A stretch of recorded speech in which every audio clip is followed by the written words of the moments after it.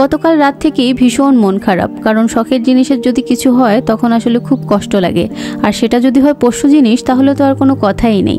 কথায় বলে না, শখের তোলা 80 টাকা। অনেকেই শখ করে মাছ পালেন, কেউ পশু পাখি পালেন। যদিও পার্সোনালি পাখি পালাটা আমি পছন্দ করি না, কারণ পাখিরা মুক্ত আকাশে উড়ে বেড়াবে। চিন্তা করেন, আমাকে আপনাকে যদি খাঁচায় বন্দি করে দেয় তাহলে কেমন খারাপটা লাগবে। যাই হোক, এই অ্যাকোয়ারিয়ামের শখ আমার অনেক আগে থেকেই। আর এই ফিশগুলো আমি অনেক দোকান ঘুরে ঘুরে নিজে পছন্দ করে করে কিনেছি। আমাদের একটা পরিচিত ফিশের দোকান আছে, ওইখান থেকে ফিশ কিনলেই উনি আমাদেরকে অনেকগুলো আবার গিফটও দিয়ে দেন। আর এদের যখন কিছু হয় তখন একদম আমার কলিজায় গিয়ে লাগে। তো গতকাল রাত 2টায় হঠাৎ করেই আমার ঘুম ভেঙে গেছে। তখন ডাইনিংয়ে পানি খেতে এসে সাডেনলি আমার চোখ পড়ে ফ্লোরের দিকে, দেখলাম যে লাল কিছু একটা পড়ে আছে। তা আমি ভেবেছিলাম যে হয়তোবা কোনো তেলাপোকা আমার পায়ের নিচে পড়ে মারা গেছে।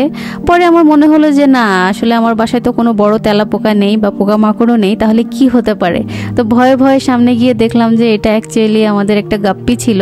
সমস্যা যেটা হয়েছে, আমার হাজব্যান্ড গতকাল অ্যাকোয়ারিয়ামের পানি চেঞ্জ করেছিল। তখন অনেক বেশি পানি দিয়ে দেওয়ার কারণে পানির লেভেল উপরে উঠে যায়, আর মাছগুলো উপর দিয়ে ভাসতে ভাসতে কোনো কারণে লাফিয়ে পড়ে গেছে। আমার দেখে এত কষ্ট লাগছিল, মনে হচ্ছিল যে ইস, আরেকটু আগে যদি দেখতাম তাহলে মাছটাকে বাঁচানো যেত। এরপর থেকে আমি আর সারা রাত ঘুমাতেই পারিনি কষ্টে। আমার এখনো এতটা খারাপ লাগছে কি বলবো। তা আপনাদের এরকম কি কি পোষ্য জিনিস আছে, আপনারা চাইলে আমার সাথে কমেন্ট বক্সে ছবি শেয়ার করতে পারেন। আজকে এখানেই বিদায় নিচ্ছি। সবাই অনেক বেশি ভালো থাকবেন, সুস্থ থাকবেন, আর আমাদের জন্য অনেক দোয়া করবেন। আসসালামু আলাইকুম।